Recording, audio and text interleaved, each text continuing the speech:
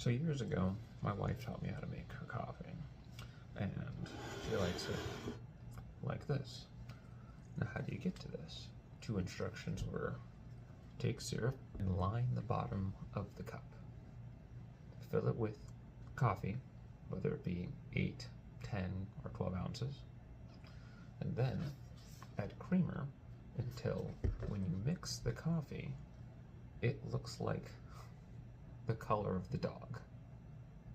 It bothered me because it felt like there was no way to make this consistent. So I got a scale, and over iteration after iteration, I finally got some form of a ratio for 8, 10, and 12 ounces of coffee that worked for my wife.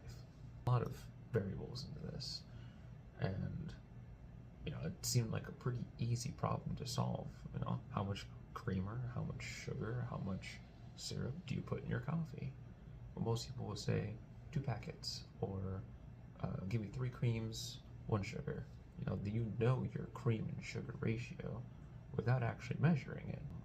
I ended up trying to figure out a way to make the coffee the same every single way, so that there was no issue on, okay, well, yesterday's coffee tasted good, but today's coffee tastes worse, or yesterday's coffee tasted okay, but this coffee today tastes better. So I just listened to her. Every single time she told me it got better or worse, I would document, and I eventually found out that with 10 grams of syrup, 100 grams of creamer, and 12 ounces of coffee is how she likes her coffee every morning.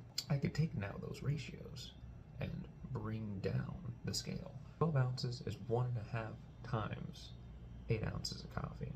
So if I had a smaller cup and I wanted to make 8 ounces of coffee that tasted just like this, just divide all the measurements by 1.5, resulting in a better ratio for that amount of coffee. That's why I measure the coffee. I measure the coffee because I want to keep it consistent.